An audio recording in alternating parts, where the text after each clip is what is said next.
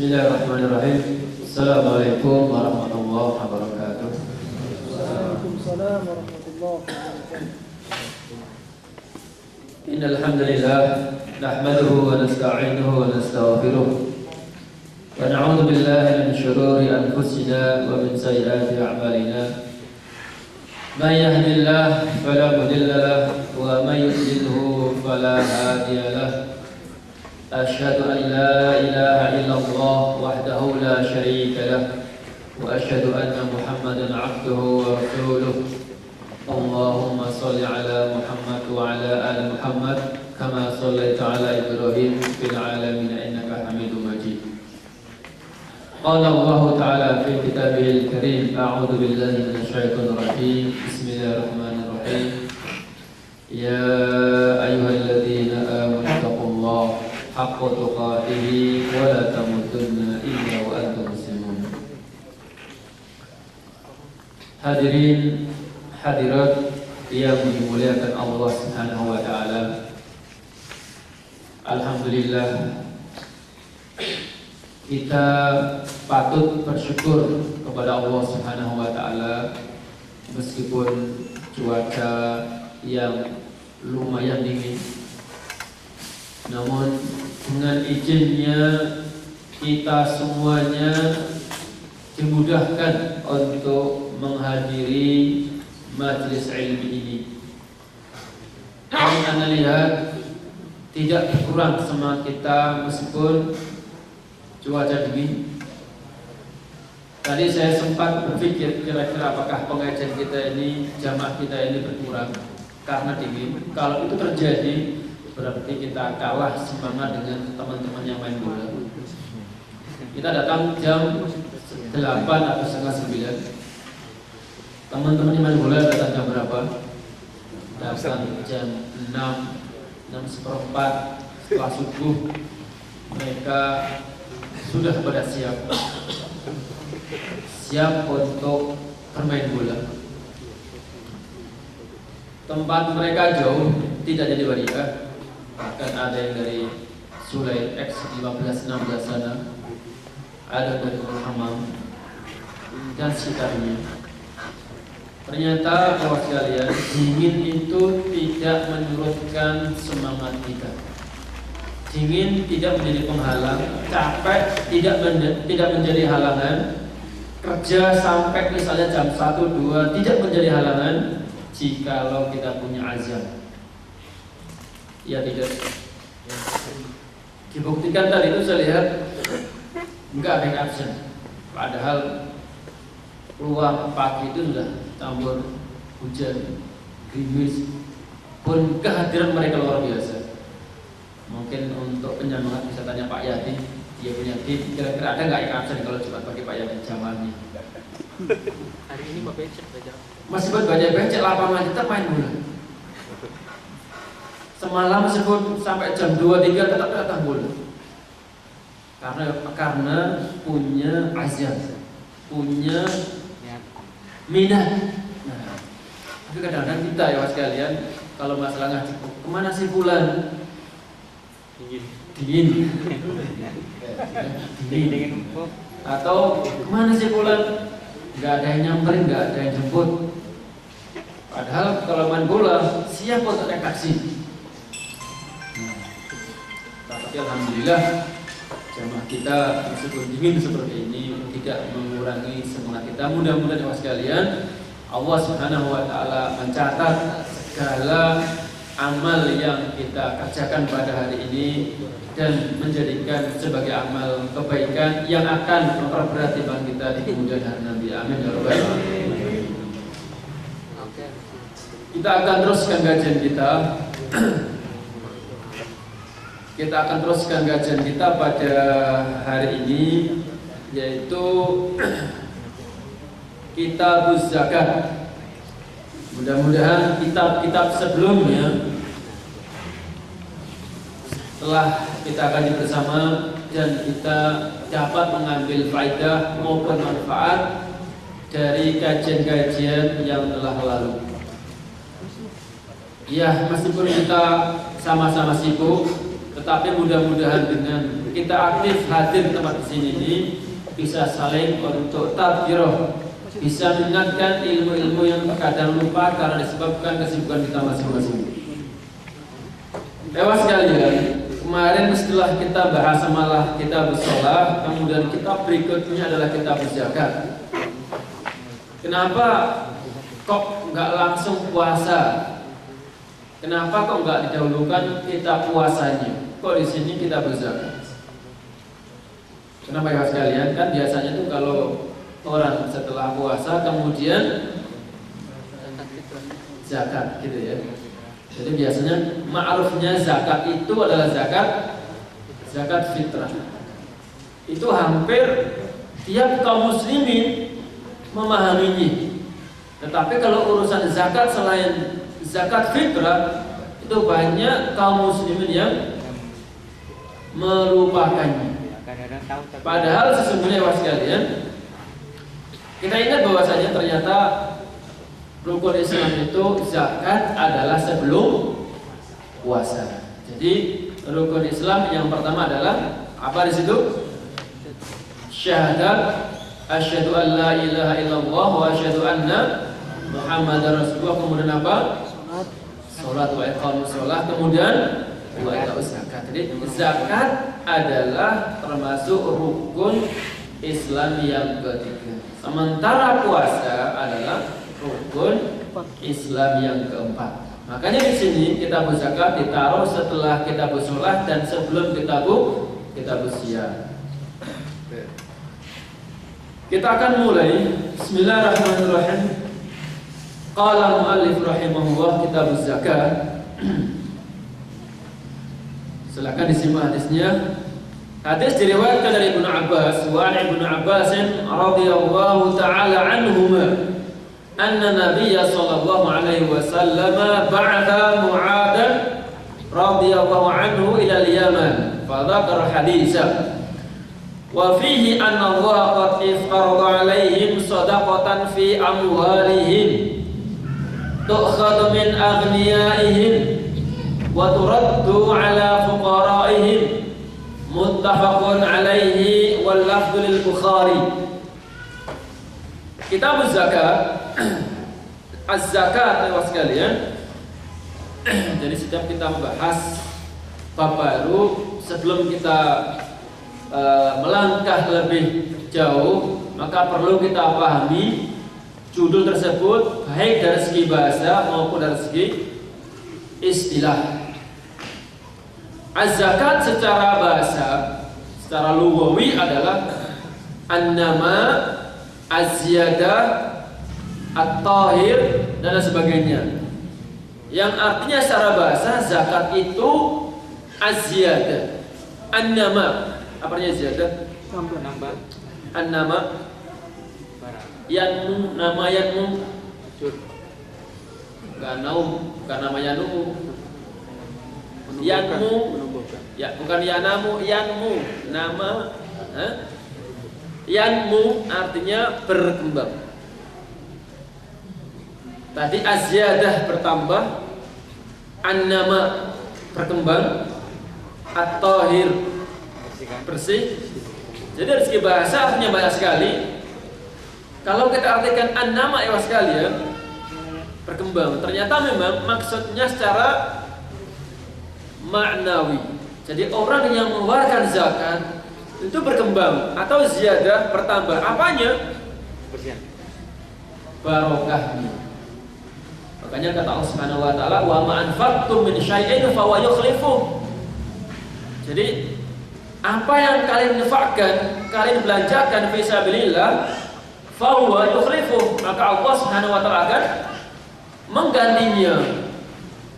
Nah, menggantinya di sini Mas sekalian boleh jadi menambah secara zatnya, barang itu tambah, berkembang, atau bertambah secara barokah. Jadi kadang-kadang contoh misalnya orang itu punya gaji yang sama, kerjaan sama, gajinya sama, ternyata setelah 2-4 tahun itu berbeda. Si fulan dengan gaji yang sama, si fulan dengan gaji yang sama, si fulan bisa beli sesuatu. Sementara yang lainnya dengan gaji yang sama tadi itu Pas-pasan. malah hutang. Tidak hanya pas-pasan, malah hutang. Kenapa dengan sekalian? Itulah salah satu doa malaikat setiap pagi. Mereka mengatakan Allahumma ati munfiqan khalafan wa'ti mumsikan talafan. Jadi malaikat setiap pagi berdoa, ya Allah, berilah ganti. Nah, gantinya apakah tambah secara zatnya, bendanya, hartanya, atau maknawi? Bagi siapa? Bagi orang yang senantiasa atau gemar dia infak sedekah. Sebaliknya, wa'ti mumsikan talafan. Sementara orang-orang yang mumsik, senantiasa harta bendanya dipegangi terus, disimpan terus, kata malaikat, talafan, hancurkan. Baik uangnya itu tidak berbarokah, atau mungkin pinjam orang tidak kembali, atau uangnya banyak tapi orangnya sakit-sakitan sehingga habis untuk berobat dan sebagainya. Nah, jadi secara bahasa hampir sama. Nah, di situ salah satunya juga ada makna tauhid, yaitu membersihkan. Jadi dengan zakat maka harta benda tersebut bisa suci dan si muzakinya orangnya pun juga bersih dari sifat-sifat bakhil dan sifat-sifat buruk lainnya. Itu secara bahasa. Sementara secara syar'i atau istilah adalah at-ta'abbud ilallah. Zakat adalah ibadah kepada Allah Subhanahu wa taala. Perhatikan, zakat adalah ibadah kepada Allah Subhanahu wa taala dengan cara mengeluarkan harta-harta yang ditetapkan akan kewajibannya. Karena nggak semua harta wajib dizakati. Makanya dengan mengeluarkan harta yang wajib dizakati secara syariat dengan tata cara yang ma'ruf. Nanti akan kita bahas, mudah-mudahan pertemuan yang akan datang, dan hari ini mungkin sekedar mukadimah saja tentang zakat. Kalau lagi secara istilah adalah ya sekalian, at-ta'abbud ila Allah, kita beribadah kepada Allah Subhanahu wa taala dengan mengeluarkan zakat harta yang telah ditetapkan secara syariat ala wajhil makhsus, dan tata caranya pun telah ditetapkan oleh syariat.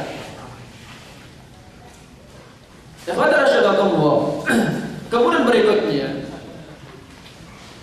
zakat adalah hukumnya wajib, baik itu secara nas dari Al-Quran maupun sunnah Rasulullah SAW maupun ijma', kesepakatan para ulama.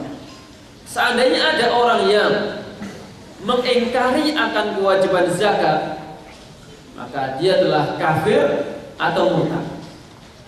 Makanya pada zaman Khalifah Abu Bakar As-Siddiq, ketika beliau memangku khalifah, maka orang-orang yang baru masuk Islam, di mana pada saat itu pada tahun 9 Hijriah, kalau masih hidup, orang-orang yadkhuluna fi dinillahi afwaj.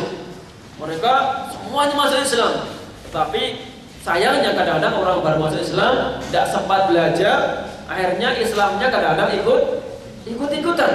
Dan kita bisa menyaksikan betapa banyak sekarang orang yang masuk Islam kemudian sayang para dai-nya tidak sempat mengajarinya, membimbingnya, akhirnya apa?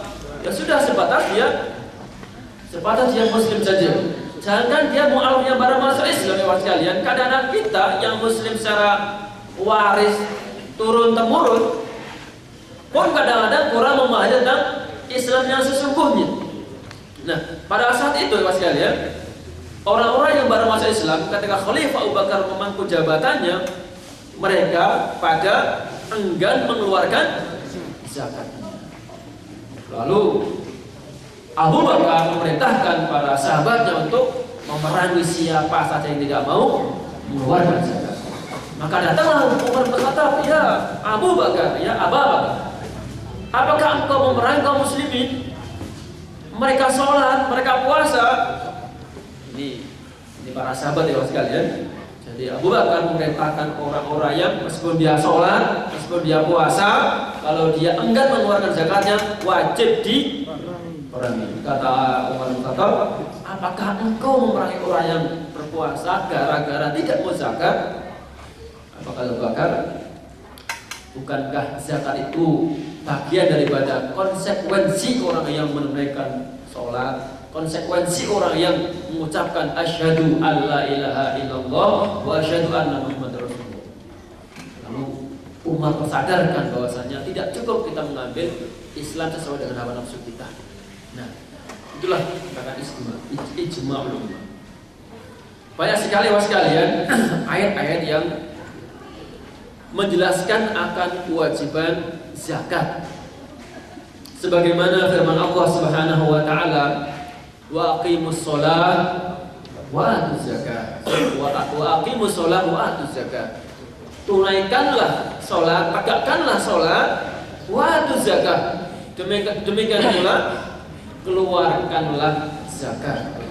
Demikian pula firman Allah Subhanahu wa taala dalam ayat lain, khudh min amwalihim shadaqatan tutahhiruhum wa tuzakkihim biha. Ambillah min amwalihim, dari harta benda mereka, shadaqatan, sebagai bentuk zakatnya, tutahhiruhum, yang bisa membersihkan mereka, sahibul mal, wa tuzakkihim biha, dan juga bisa mensucikan darinya. Wah sekalian, ternyata zakat itu harus diambil. Jadi tidak harus nunggu dari yang punya harta datang kepada panitia, tapi mestinya harusnya adalah negara, daulah atau pemerintah, mereka lah yang mengambil zakat. Sebagaimana Rasulullah SAW pun juga memerintahkan. Demikian pula Abu Bakar juga memerintahkan Anas bin Malik ke Bahrain untuk mengambil zakat. Dan sebagai rahmat Islam sekalian, Islam itu bukan menyusahkan umat. Tolong perhatikan di sini. Di sini khudh min amwalihim, bukan khudh amwalih, bukan khudh amwalahum. Tidaklah Islam memerintahkan untuk mengambil semua harta benda, tidak, melainkan juz saja, sebagian kecil saja. Coba bayangkan, seandainya kita punya uang 100 rial, berapa zakatnya? Misalnya hitungannya gampangnya berapa? Punya uang 100 rial, berapa zakatnya? Hanya 2 rial saja. Tidak diambil semuanya. Kita punya uang 1000, berapa zakatnya? 25 rial. 25 rial. Jika kita punya uang 1000. Kalau kita punya uang 1 juta, berapa kira-kira? 1 juta. 25. Artinya was sekalian, tidak banyak. Makanya di sini khudh min amwalihim. Jadi tidak banyak-banyak. Jadi enggak perlu ngambil semuanya. Nah, nanti di sini di ujung ayat ini juga sebagai hikmah atau fadilah atau keutamaan orang yang zakat, di antaranya adalah tutahhiruhum wa tuzakkihim biha dan lain sebagainya. Itu salah satu nas atau dalil dari Al-Qur'an yang mewajibkan untuk mengeluarkan zakat. Kemudian hadis Rasulullah SAW ketika Rasulullah mengutus Mu'adz bin Jabal, di samping kita baca ini, sesungguhnya ini panjang cuma dipotong. Secara sempurnanya adalah hadis ini, anna Nabi sallallahu alaihi wasallam ba'atha Mu'adz ila Yaman. Qala, lalu beliau bersabda, ya Mu'adz, innaka ta'ti qauman ahlal kitab. Engkau akan mendatangi, akan menjumpai kaum ahlul kitab. Jadi ahlul kitab itu siapa di sini? Adalah orang-orang ahlul kitab, al-Yahud wan Nasara. Kenapa Rasulullah SAW di sini sekalian mengatakan seakan-akan ada sesuatu yang penting? Ya Mu'adz, innaka sata'ti qauman ahlal kitab. Karena ahlul kitab itu rata-rata orang pintar.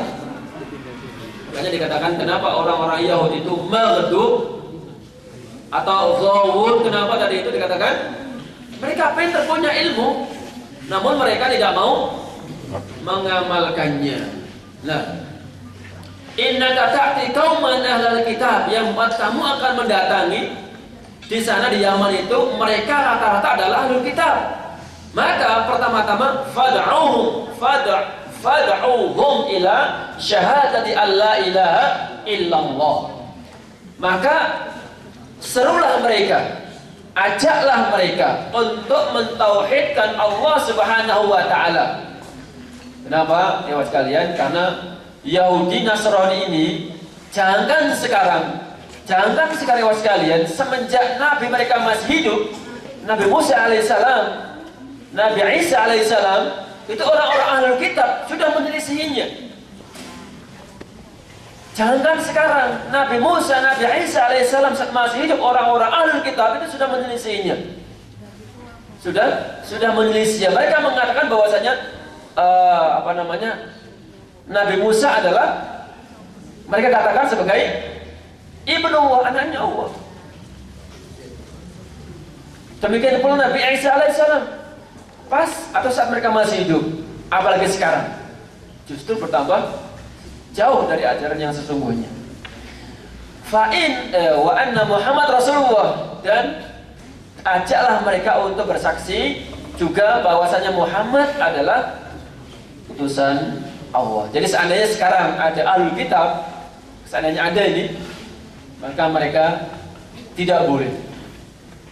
Seandainya sekarang ini kita melihat ada Alkitab yang sesungguhnya, artinya murni, ya misalnya murni masih mengikuti Nabi Musa dan Nabi Isa, apalagi yang tidak murni, yang murni saja itu wajib mengikuti Khatamul Anbiya, yaitu Muhammad sallallahu alaihi wasallam. Fa in ata'u lidzalika, kata Rasulullah, apabila orang-orang Alkitab itu sudah mentaatimu di dalam tauhidullah dan percaya akan Rasulullah, maka fad'uhum annallaha qad farada alaihim 5 shalawatin fi kulli yaumin wa lailah. Kabari mereka bahwasanya Allah juga telah mewajibkan atas mereka salat 5 kali dalam sehari dan semalam. Ini sudah kita bahas kemarin. Kemudian wa in ata'u lidzalik, apabila mereka juga telah mentaati urusan-urusan tersebut, maka fad'uhum, kabarilah mereka, ajaklah mereka bahwa annahu qad iftarada alaihim shadaqatan fi amwalihim. Kasih tahu mereka, beritahu mereka bahwasanya Allah juga mewajibkan atas harta-harta mereka, yaitu sedekah, yaitu sedekah atau zakat. Di mana sedekah tersebut tu'khad min aghniyaihim wa turaddu ala fuqaraihim. Ini adalah tentang tata cara pembagiannya, yaitu harta itu diambil atau zakat itu diambil dari orang-orang kaya kemudian dibagikan kepada fakir miskin. Artinya kalau orang-orang tidak punya tidak wajib untuk zakat. Sebaliknya orang-orang yang kaya, orang-orang yang punya, maka tidak boleh terima zakat. Jangan karena kita suka sama teman, sama tetangga, kemudian kita kasih zakat kita padahal dia tidak mustahik, maka dia tidak boleh. Makanya kata Rasulullah, tu'khad min aghniyaihim wa turaddu ala fuqaraihim. Diambil dari orang-orang kaya dan dikembalikan kepada orang-orang fakir.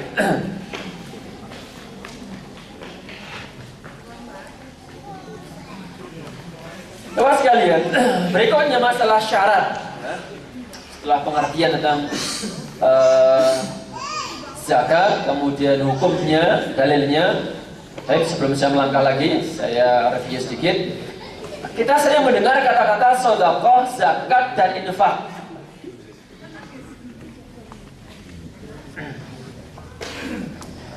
Saya mendengar malah karena saya orang ngobrol.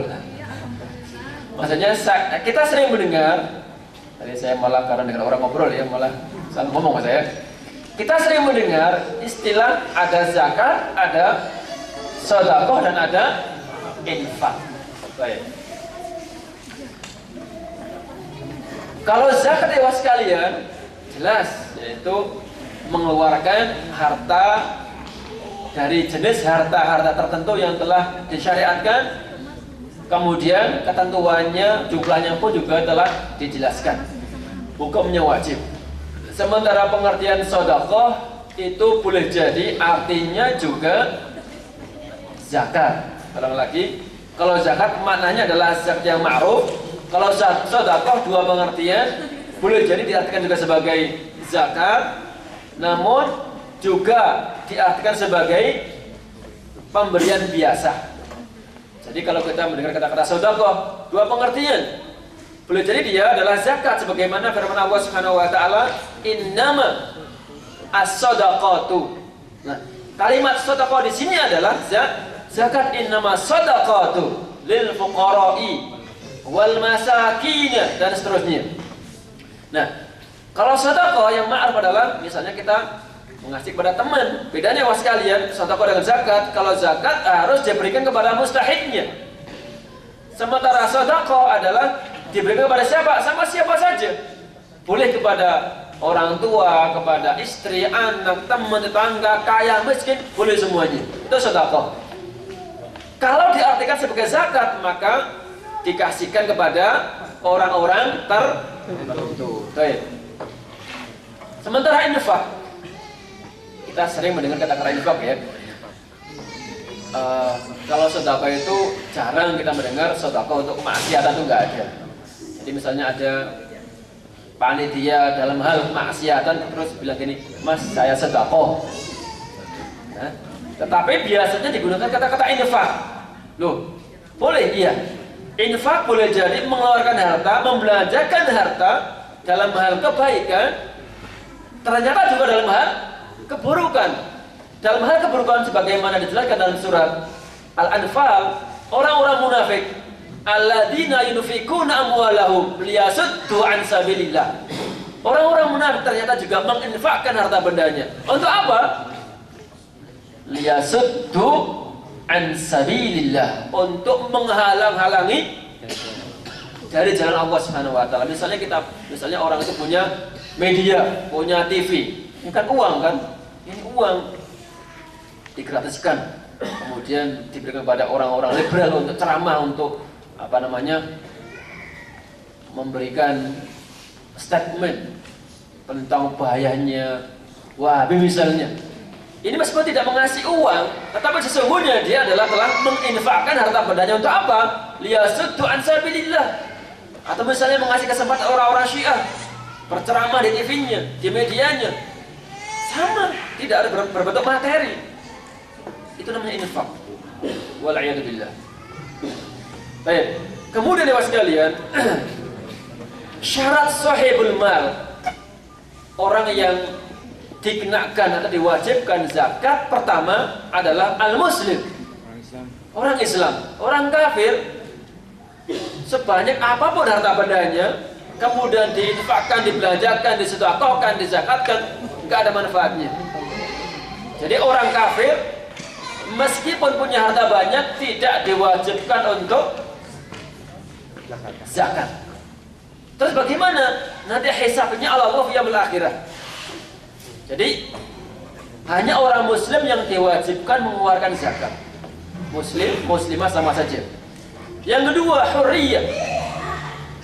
Orang itu merdeka. Merdeka berarti dia punya harta benda. Sementara kalau abdun, kebalikannya hurriyah adalah abdun, yaitu orang budak sahaya. Budak sahaya atau budak itu harta bendanya itu dimiliki oleh sayyidnya atau tuannya. Maka meskipun dia punya banyak sekali, tidak diwajibkan untuk mengeluarkan zakatnya. Itu syarat zakat bagi orang, yaitu dia harus muslim, kedua harus hurriyah atau bebas, merdeka. Nah itu hurriyah itu merdeka. Tadi saya bilang apa tadi? Merdeka. Iya, boleh bebas, merdeka. Baik. Sekarang syarat zakat pada harta benda, karena tidak semuanya dizakati. Pertama ya sekalian, syaratnya adalah al-haul. yaitu masuk setahun. Dan ternyata juga nggak semuanya harta masuk setahun harus masuk setahun. Seorang lagi, ya memang harus setahun, tetapi tidak semua harta harus nunggu sampai setahun. Contohnya apa ya sekalian? Nah, contohnya padi atau tumbuh-tumbuhan. Setiap panen. Mereka harta tersebut zakatnya adalah ketika panen. Makanya kata Allah Subhanahu wa taala, wa atuhu yauma hisadihi. Jadi keluarkan zakatnya kapan? Ketika panen. Enggak nunggu.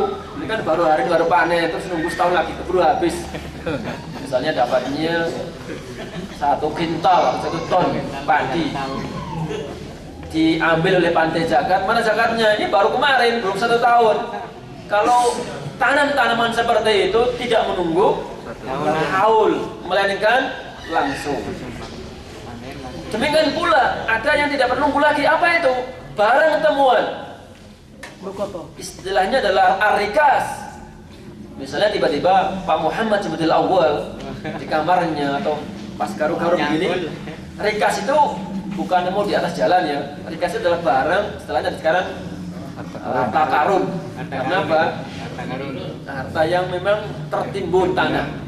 Misalnya sedang menggali apa begitu, tiba-tiba ada kotak yang masya Allah gitu ya, isinya emas semuanya.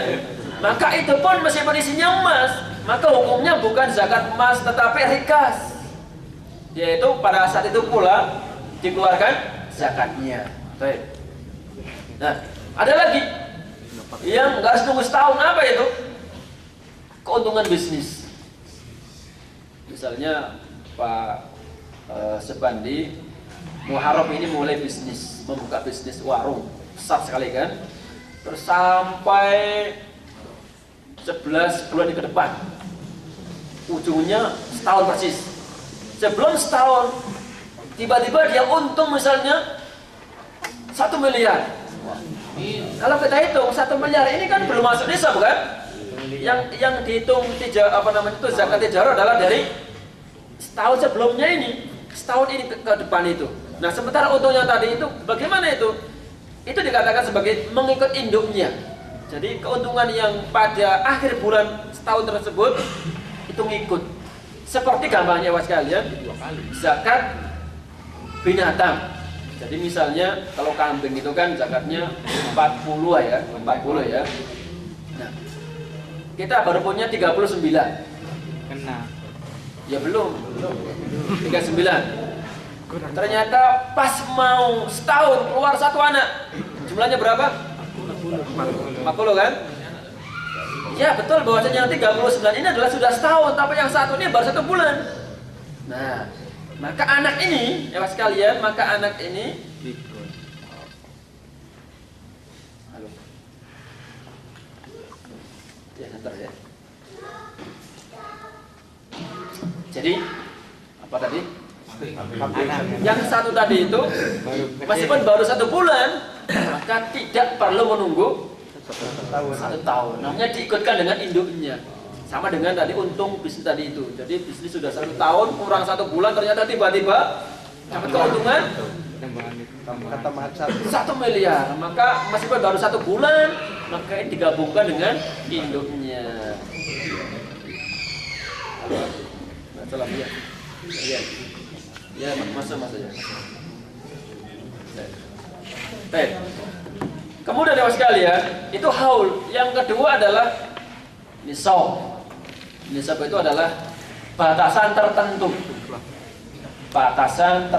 Jadi tidak semua orang punya harta wajib diambil zakatnya.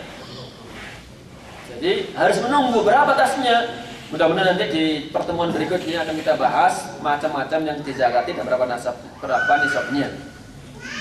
Jadi seolah lagi syarat harta yang harus dizakati harus masuk setahun, dan ada beberapa barang yang tidak perlu nunggu setahun mengikuti induknya. Yang kedua adalah nisab. Baik.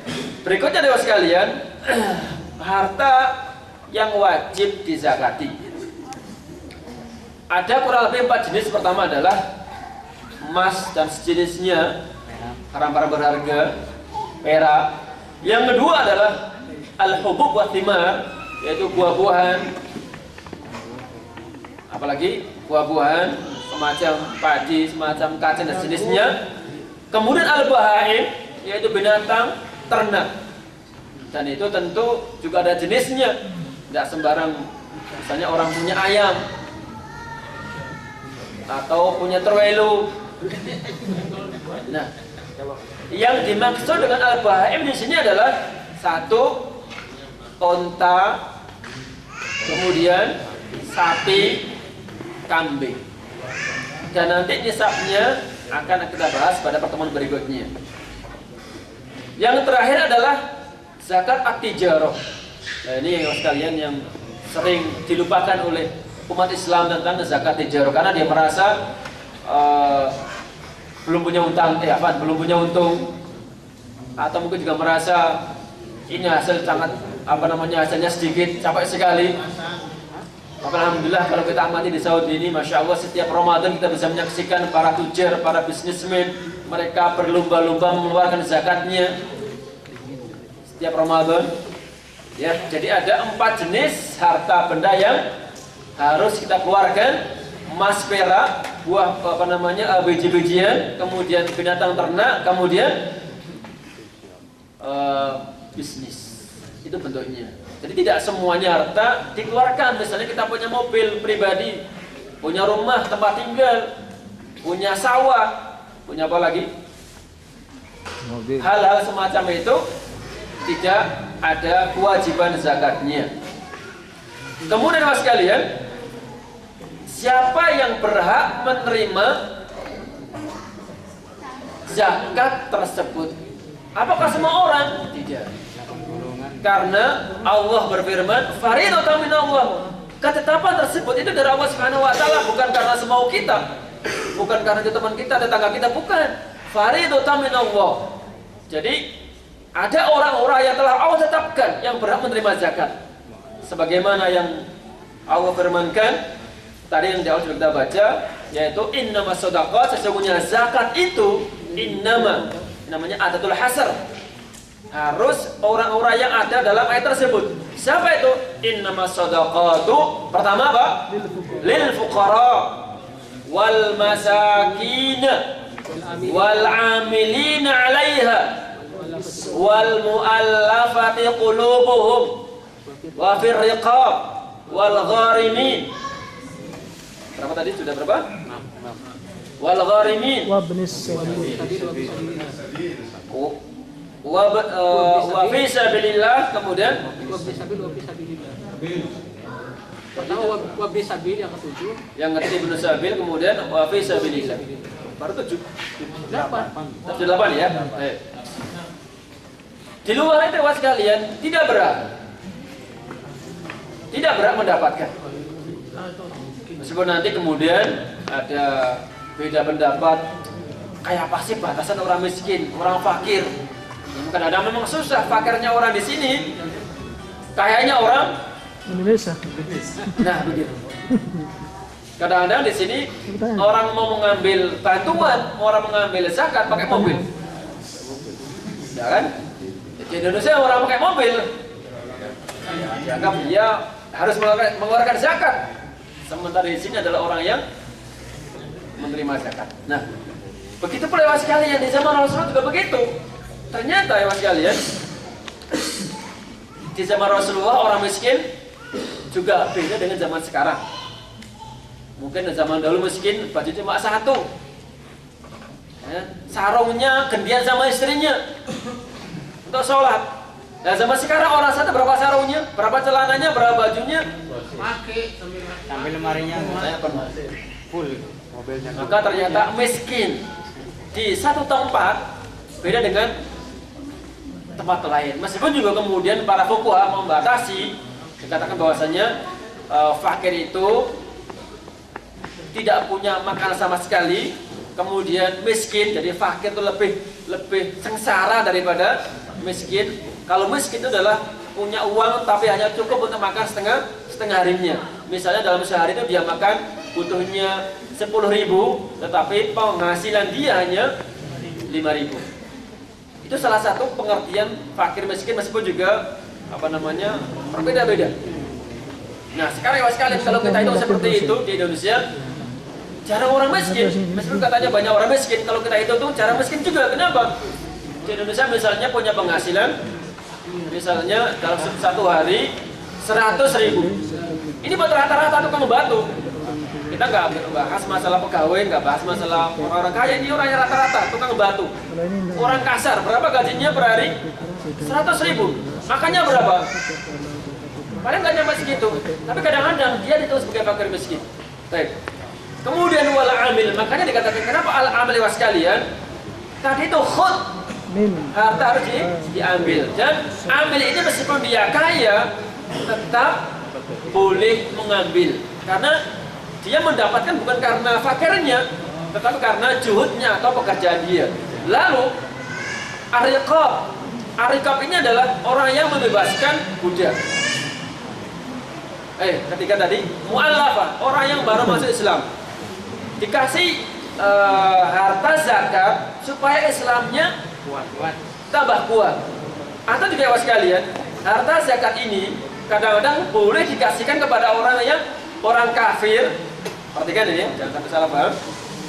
Aslinya nggak boleh, tetapi bisa jadi boleh dengan catatan diharapkan orang kafir itu akan masuk Islam atau orang kafir itu adalah pembesar kafir, sehingga dengan dikasih harta itu dia bisa berhenti dari mengganggu kaum muslimin. Lalu orang yang punya hutang, apakah harus orang yang punya hutang dalam hal kebaikan atau misalnya dia berfoya-foya atau misalnya dia utang sana utang sini kemudian untuk bermaksiat? Secara umum itu ya semua orang yang punya hutang, tetapi mudah-mudahan dengan dikasih harta zakat mal ini dia bisa taubat. Lalu Ibnu Sabil ya sekalian, Ibnu Sabil adalah orang yang safar. Meskipun dia aslinya kaya di kampungnya, pas dia safar misalnya kehilangan bekalnya. Nah pada saat itu dia boleh menerima zakat. Kemudian fisabilillah, yaitu orang yang berjihad di jalan Allah Subhanahu wa taala. Nanti mudah-mudahan kita bisa bahas berikutnya. Ini bukan lima saja. Dan terakhir sekalian tentang fadilah orang yang sedekah dan bahayanya orang yang enggan mengeluarkan zakat. Banyak ayat hadis yang menjelaskan tentang keutamaan zakat. Salah satunya secara duniawi dengan orang mengeluarkan zakat lewat kalian, maka akan terjadi ta'alluq. Akan terjadi apa di situ? Persatuan, persaudaraan. Karena fitrah manusia itu apabila dia mendapatkan bantuan dari orang lain, maka dia akan semakin senang. Misalnya setiap tahun tiba-tiba Pak Agus ini ngasih Pak Jubatil Awal zakatnya dikasihkan dia karena dia miskin. Zakatnya misalnya 2 juta lah misalnya kita baca tiap tahun. Amin. Pak Jubatil Awal secara fitrah dia akan sayang, senang sama Pak Agus. Kalau ketemu senyum terus. Fitrah kan? Itu fitrah. Yang kedua, menghilangkan rasa bakhil. Kalau orang itu bakhil sekalian, padahal sesungguhnya harta itu adalah miliknya fakir miskin, bukan miliknya dia. Jadi yang cuma 2,5% itu bukan milik Anda, milik siapa? Milik fakir miskin. Anda sudah kaya, masih memakan harta Orang miskin. Maka pasti orang-orang miskin itu akan iri. Nah, boleh jadi Anda akan didoakan buruk atau boleh jadi akan dicuri harta bendanya. Kemudian dewa sekalian, faedah daripada zakat adalah akan turunnya rahmat dari langit. Makanya kata Rasulullah SAW, tidaklah orang itu menolak untuk mengeluarkan zakat kecuali Allah akan menghentikan satu tetes pun air dari langit. Tetapi karena Allah kasihan kepada bahaim, kepada binatang-binatang ini, maka kemudian Allah menurunkan hujan. Seperti sekarang ini. Masya Allah ya sekalian, jadi zakat luar biasa. Kalau seandainya ada semua orang tidak mau zakat, kalau bukan karena bahaim, sudah tidak akan turun hujan. Kemudian Allah menyebutkan dalam firman-Nya tentang orang yang tidak mau mengeluarkan zakat, itu diancam nanti bahwa harta bendanya itu akan diserupakan menjadi ular kobra, ular yang buta, menggambarkan bahwasanya bisanya sangat luar biasa. Dan nanti dari akhirat dia akan dipatok. Dalam riwayat lain bahwa orang yang tidak mau mengeluarkan zakatnya, maka hartanya itu akan dijadikan lempengan-lempengan, kemudian dibakar di api neraka, lalu ditempelkan, disetrikakan di jidatnya, di lempengnya, di apa namanya, di punggungnya. Lalu Allah mengatakan, rasakanlah, fadhuku maka nastum li anfusikum, rasakanlah ini yang dulu kamu simpan-simpan, ini yang kamu dulu simpan-simpan untuk dirimu sendiri.